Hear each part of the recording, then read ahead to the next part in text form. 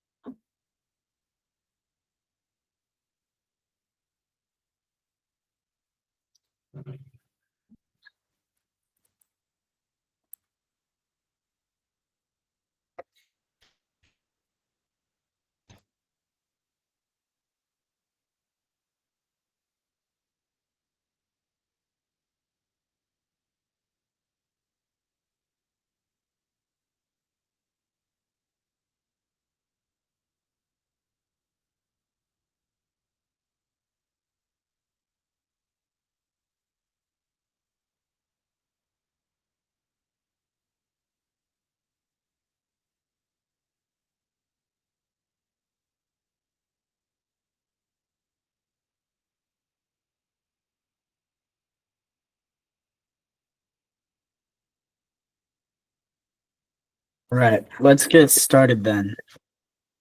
Um, yeah, we can start in at 11:05. Just wait for people to join in. Wait, like,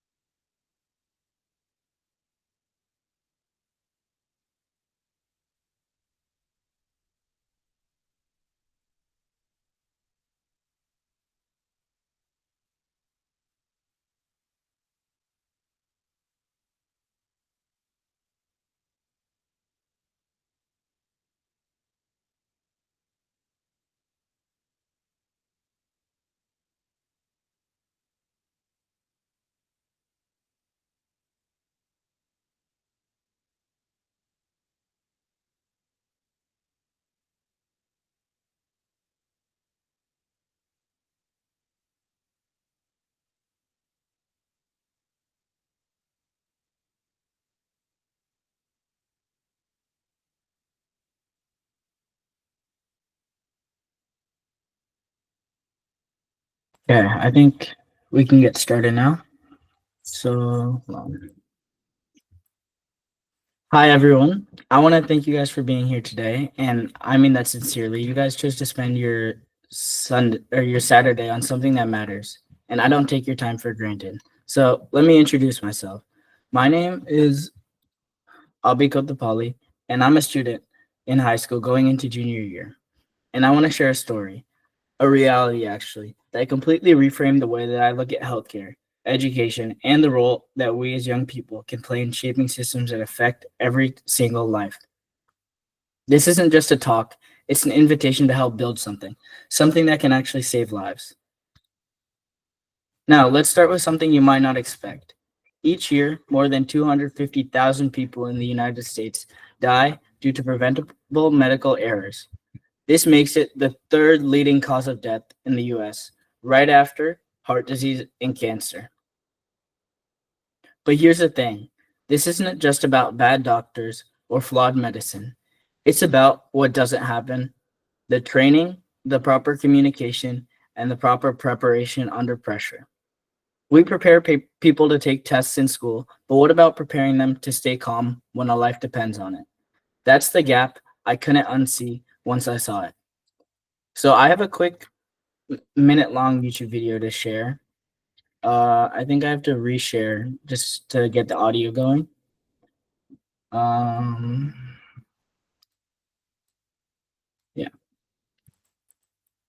think you guys can see it now.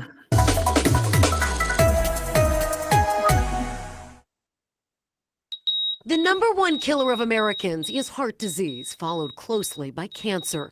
But number three on the list will shock you. Now there's new evidence the third leading cause of death in the United States is due to mistakes made by doctors and other healthcare professionals. Those errors usually aren't added to death certificates. We found that 250,000 patients in the United States alone die from medical care gone awry. Medical mistakes included breakdowns in communication when patients are handed off from one doctor to another, unnecessary surgeries that lead to complications, and patients who are discharged without any guidance on what to do next. As a medical community, there's an increasing recognition that we should pay attention to this problem, measure it, and try to develop innovations and prevention strategies. It's a health. So that's the video I wanted to share. Let me go back to sharing the presentation. Yeah, so how do we fix this? How do we prepare people for the pressure and chaos and complexity of real-world healthcare? And the answer to that is simulation. And simulation is rehearsal for reality. Let me give you a comparison. Before a pilot is ever allowed to fly a real plane full of passengers, they spend hundreds of hours in a flight simulator. Why? Because we don't want to wait till they're 30,000 feet in the air to see if they can handle an engine failure.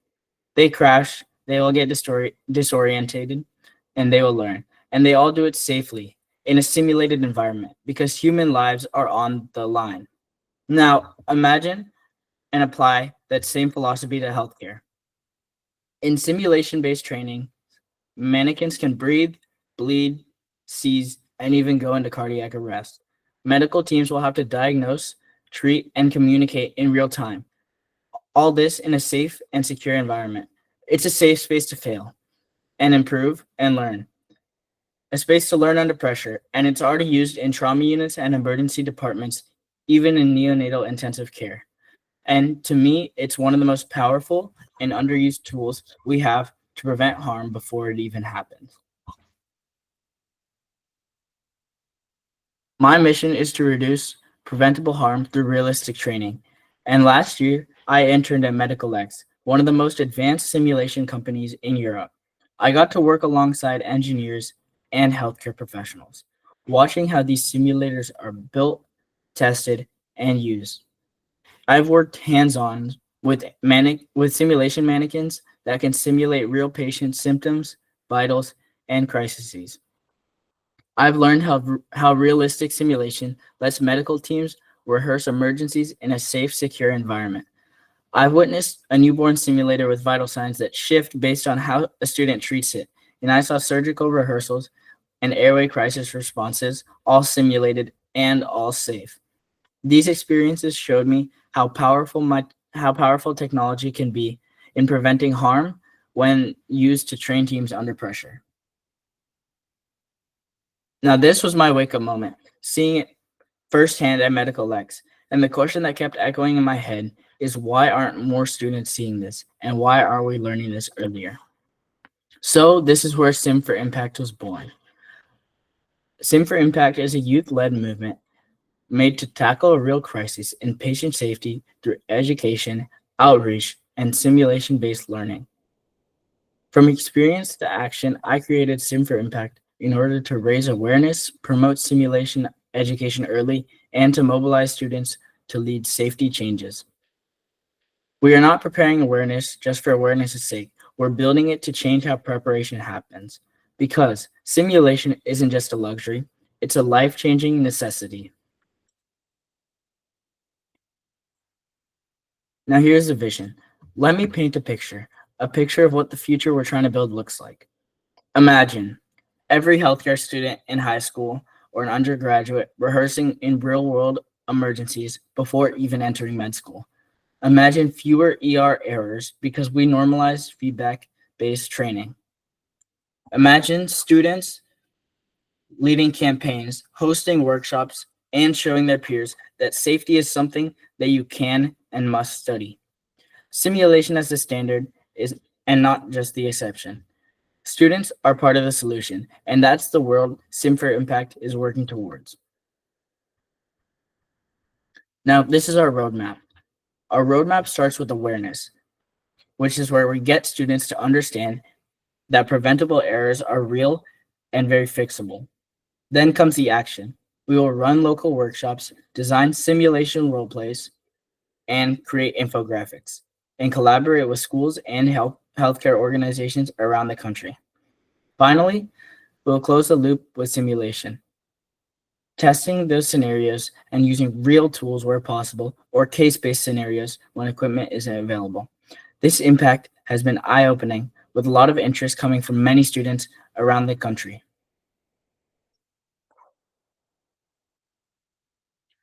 From an idea to impact, we will reach out to students, educators, and mentors. Just a single initiative can grow into a network across schools, cities, and even states across the country. We will use materials that simplify but still deliver the core concepts with interactive slides, demo props, checklists, and infographics in real time feedback. Sessions will be piloted with peers or local groups, and feedback will be gathered to note what resonates and we will refine both your message and delivery.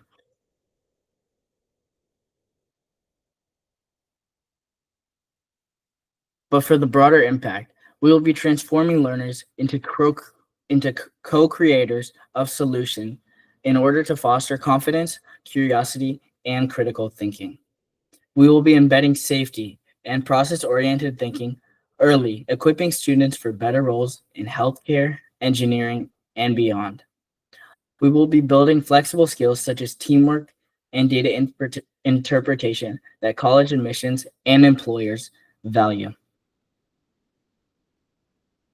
But this is where you fit in. There's a role for everyone.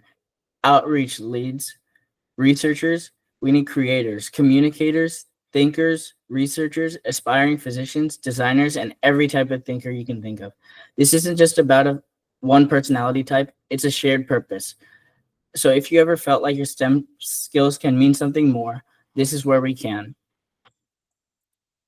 So, how do you get involved? We've created roles tailored to your strengths. You want to speak or organize? Be an outreach lead. Love media? Join our designer content team.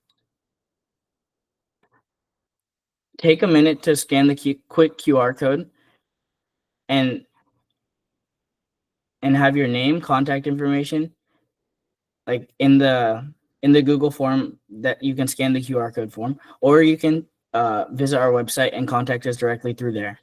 You'll get a welcome email from me this weekend, and we'll invite you to a quick call where we can talk about where we shape what comes next. I'll leave the QR code up for a minute or two just so you guys can scan it, and the website is right here for any of those who need it.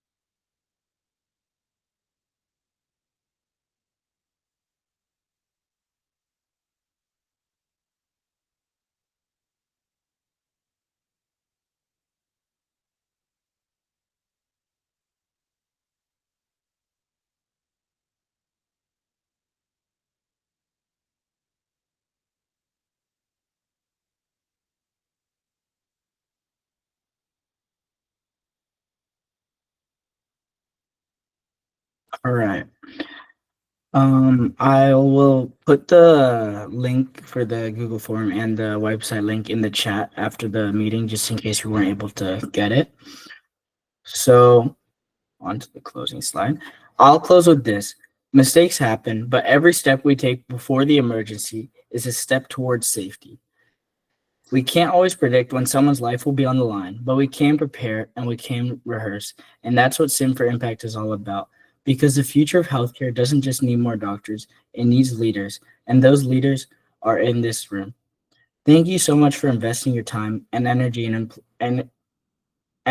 in exploring how we can make medical practices safer, smarter, and more human. Let's harness our collective creativity and passion to turn this workshop into a nationwide student-led initiative. Thank you so much for your time and your presence. Just note that this is the start of something big.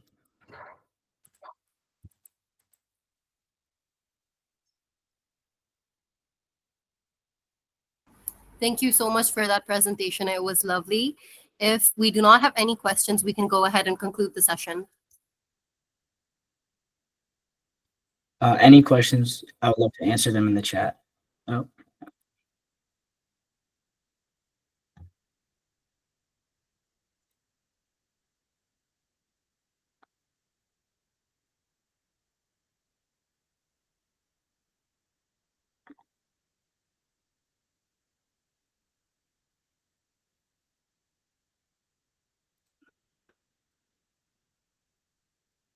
is there any questions in the chat? How can low-cost or accessible simulation tools be used to bring life-saving training to underserved or rural communities? So the simulation tools, there are many types of options for them. Like as I explained earlier, Medical X has um, many options for the simulation tools, such as babies or pre-fertile like simulation mannequins or just full-sized adult mannequins. And along with what I'm trying to create, the movement as Sim for Impact is trying to create will be completely free and it will be accessible to rural areas once that time comes. And later on, we'll be expanding not just in the US, but to other countries as well.